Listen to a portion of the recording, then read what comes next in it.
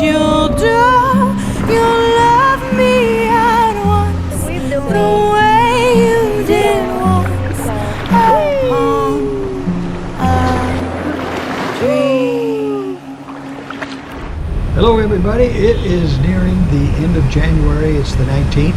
We are outside today on the 4th floor, the little kind of outside dining area for certain events and afternoon dining. And the pool's right over there. It's quiet because it's very cloudy right now and a little bit noisy with the street noise, but hopefully we get through this video okay. We're still in Park Lane. We're still in Park Lane Plaza, right here, Cebu City. We like it. It's been really nice. This video we're going to target our plans and kind of let you know what we're up to. We've been looking towards going back to Dumaguete, namely Valencia, up in the hills where our old place at Marpaz is.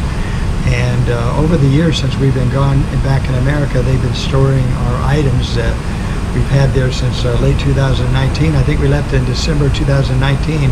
Yes. Just before pandemic. The world came to an end. Yeah, so our stuff is still there. They've been nice enough to store it for us, and so we feel a little bit inclined to go back there and retrieve our things and stay there for a while. Yeah, they've been very nice to us, so we're gonna go back there. So that's our plan. We stayed there many times over the last, since we're 2015 or whatever, long time we've been going back. Yes, when we are back and forth to America. Yeah, we probably checked in and out of there about 3 times. This might be our 4th time. And it's a good place, and like I said, they've been good to us. Whoa! Oops. Like I said, I hope it's quiet over here. That might be the last of it, let's hope. We like it very good over there in that area because we are so near in the Sunday market. Our favorite things to do, shopping in the farmers market. Yeah, a good way to cut your budget, just right there at the farmers market. I love going there on Sundays. That's so, and plus you get some nice hot food there too. Sometimes I get some nice treats before, and of course all the great food. And you can also get that lechon on the evenings. I think it's Friday and Saturday. Yes, night. mostly every night I think. Maybe, yeah, they do a lot. They do that all the time over there. So, and it's a little bit cooler over there. So that's another plus about that. So long term, we're not planning to stay in Marpaz. We may stay in Valencia, but we're also looking at areas near the beach in Darwin, and that's also on our mind. So we're gonna be scoping that out too. We do like the beaches and the resorts because we spend a lot of time. In fact, we've been looking at our old videos just to kind of remind us what's going on over there and things to do, since it's now been almost 3 years since we've been there. Yeah. So we got to kind of go through our own videos just to see what we can bring back to our memory and what to explore and kind of get a feel for what we're after. So it's funny, we got to go back and look at our own videos. Yeah, we look at it this morning when Brianna is tiny, like a 4.5 years old, I think. Hi. What are you doing? Huh? Oh, you put your baby in a hammock? That's not my baby. Rainbow Dash is my baby. Huh? Rainbow Dash is my baby. Oh, okay.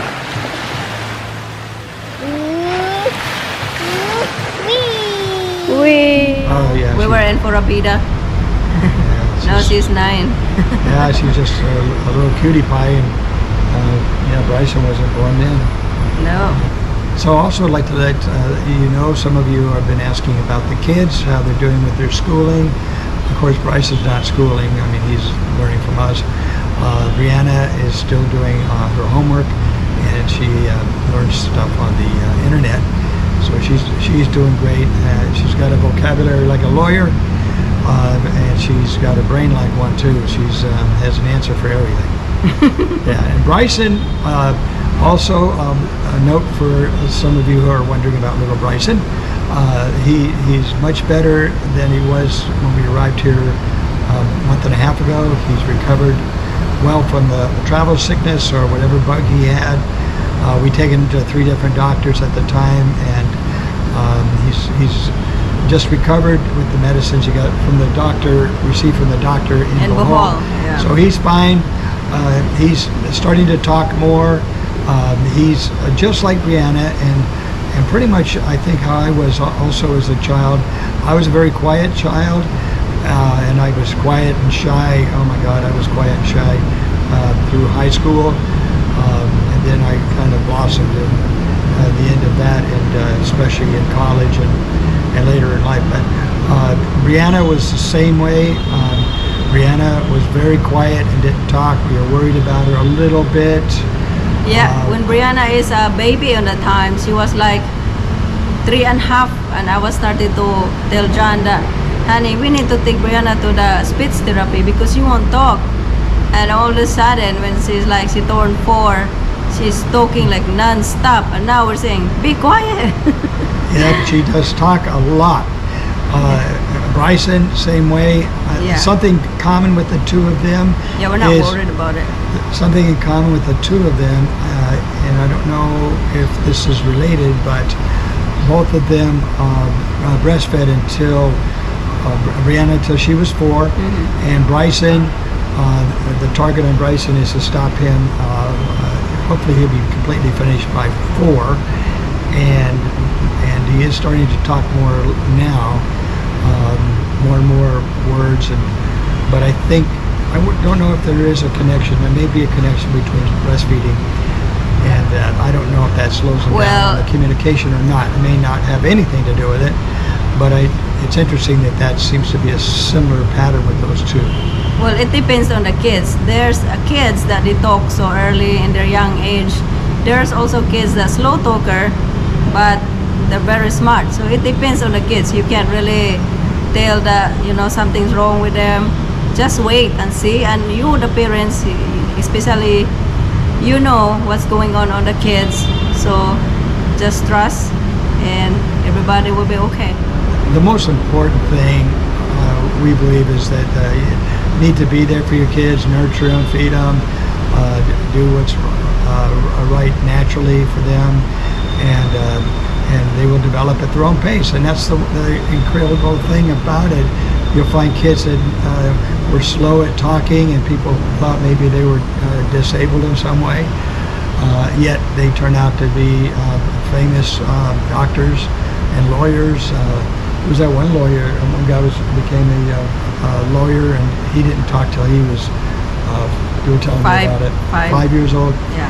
Yeah, so you can't go by that, and in my opinion, from my experience with baby doctors and whatnot, you got to be very careful, because there is an affinity for them to pre-diagnose kids with learning disabilities, so that they can lasso them into the system, and you become their patron with your child. Okay guys, so before I close out this video, I just want to answer one question that can you live in the Philippines for, retire in the Philippines, live in the Philippines for $2,000 a month. That's USD, that's our currency we're dealing with.